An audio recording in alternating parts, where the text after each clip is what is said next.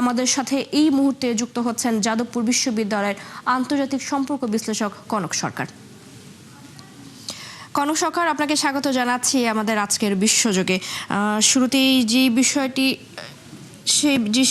বিষয়টি জানতে চাচ্ছি যে এখনো পর্যন্ত ট্রেন্ড বিজেপির দিকেই দেখা যাচ্ছে, যদিও এক্সিট পোল কিন্তু তৃণমূল কংগ্রেসকে এগিয়ে রেখেছে। পশ্চিমবঙ্গের যে ঐতিহ্য, সেটার বিপরীতমুখী একটা প্রবণতা আমরা দেখতে পাচ্ছি যে ভীরু একটি রাজনৈতিক দলকে তারা এগিয়ে রাখছে। আপনার কাছে এই পরিবর্তন কেন, কি মনে হয়?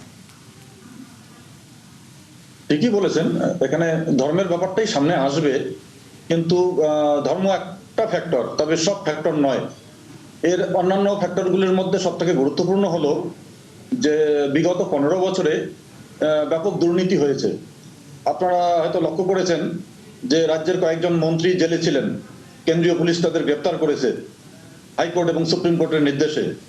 রাজ্যের পুলিশ তো তাদেরকে অ্যারেস্ট করবে না বা মামলা রুজু করবে না।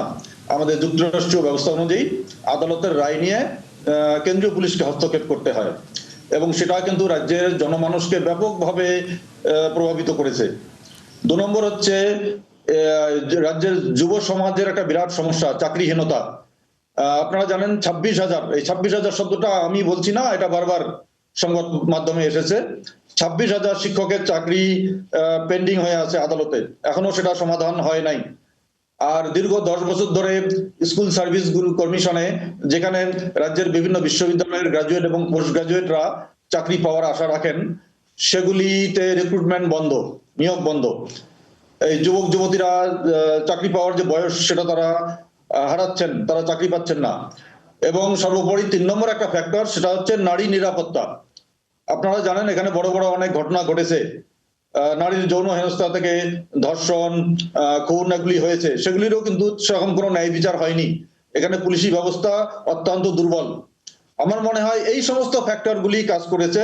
ধর্মীয় ফ্যাক্টর কিছুটা নিশ্চয়ই আছে, ধর্মকে বাদ দিয়ে নয়, তবে ধর্মীয় ফ্যাক্টরের কারণেই যদি রাজ্যে পরিবর্তন হতো, তাহলে কিন্তু সেটা অনেক আগেই হতে পারতো। দেশের অন্যান্য রাজ্যে কিন্তু আজ থেকে 15-20 বছর আগেই সেই প্রবণতা শুরু হয়েছে।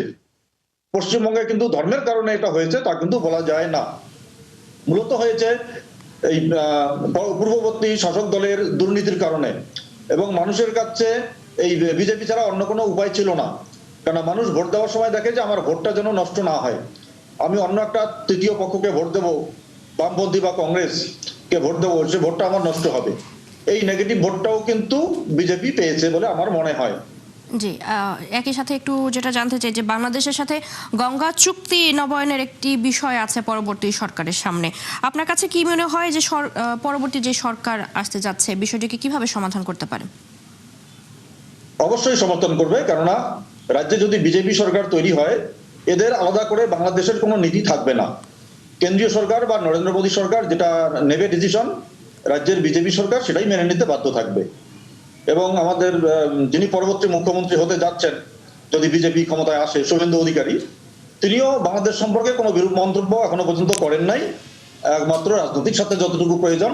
তাছাড়া তার কোনো মন্তব্যের তেমন কোনো গুরুত্ব থাকবে না, তার কোনো ডিসিশনের তেমন কোনো গুরুত্ব থাকবে না। এই জলবন্টন বিষয়ে গঙ্গা চুক্তির নবায়ন হোক বা তিস্তা চুক্তিকে রূপায়ণ করা হোক, পুরোটাই নির্ভর করবে কেন্দ্রীয় সরকারের উপর, প্রধানমন্ত্রী নরেন্দ্র মোদীর সিদ্ধান্তের উপর। শুভেন্দু অধিকারী বা যেই মুখ্যমন্ত্রী হোক, প্রধানমন্ত্রীর সিদ্ধান্তের কোনো বিরোধিতা করবে না বলেই আমার মনে হয়। জি, অসংখ্য ধন্যবাদ কনক সরকার আমাদের সাথে যুক্ত হবার জন্য। দর্শক, এতক্ষণ আমাদের সাথে যাদবপুর বিশ্ববিদ্যালয়ের আন্তর্জাতিক সম্পর্ক বিশ্লেষক কনক সরকার যুক্ত ছিলেন।